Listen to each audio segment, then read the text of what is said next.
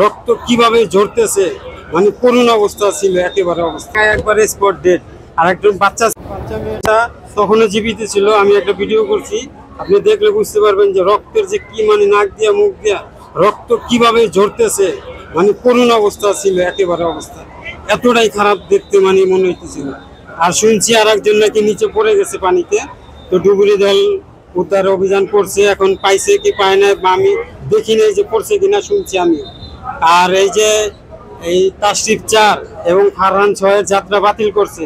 ফারহান 6 লঞ্চটা ঘাট ত্যাগ করে চলে গেল, তাইলে এখানে কর্তৃপক্ষ কি করলো, তারা কিভাবে এটাকে চলে গেল তাদের চোখের পলকে, হয়তো আবার আসছে কিনা জানি না, কিন্তু আমি দেখছি ওপারে চলে যাইতেছে। তার মানে এখানে পুলিশ ফায়ার সার্ভিস খুব দ্রুতভাবে আসছে, তাড়াতাড়ি আসছে, তারা চেষ্টা করছে, কিন্তু আসলে জায়গায় ডেড হয়ে গেছে, সেকেন্ডে মনে মারা গেছে। মানে আপনি ভিডিওটা দেখলে বুঝতে পারবেন যে এত করুণ অবস্থা ছিল। এমবি ফারহান, আমরা শুনতে পাচ্ছি যে এমবি ফারহান 4 এর রশি ছিঁড়ে গেছে, তাশরিফ 6 ঢুকতেছিল প্রেসার দিয়ে, ওইটার প্রেসার এই রশিটা এমবি ফারহান ঢুকতেছিল, তাশরিফ এইটা ছিল এখানে, মানে প্রেসার সহ্য করতে না পারে নাকি রশি ছিঁড়ে গেছে, ওই রশির আঘাতে লোকগুলা মারা গেছে। হিংসা করতেছে সোজা কথা। না, আমি এখানে আসলাম এইটার ব্যাপারে, এটা দেখি হারি নাই, কথা বুঝিনি। আমি তো যা আসলাম ফারহানের মাল দিয়েছিলাম। আমি ঘটনার স্থলে আসলাম না, যে আমি যে পড়ে যায়, এটা আমি দেখি না, যে কথা বলি আমি আসলাম তাসলিমে ফারহানের ওর জুলুম করে, যে সোজা কথা নেই। এটা হলো হ্যাঁ পড়ে যাচ্ছে। এখন যেহেতু ঈদ মৌসুম, এখন যাত্রী কম বেশি হচ্ছে আছে।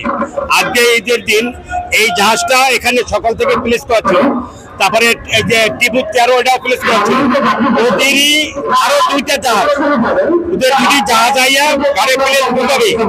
এদের যে কর্তৃপক্ষ ছিল এরা করছে কি 3টা জাহাজ করছে, একই কোম্পানির 3টা জাহাজ, 3টা জাহাজে একভাবে চালাইয়া এইটার উপরে প্রেসার ক্রিয়েট করছে। 3টা জাহাজের প্রেসার তার জন্য এই ঘটনা ঘটছে। এই ঘটনা কি যাত্রীদের বিমুখ করতেছে কিনা? হ্যাঁ অবশ্যই, এটা তো সাধারণত যাত্রী এবারের জন্য মারা যায় গাড়ির সাথে গাড়ি, যাত্রীদের তো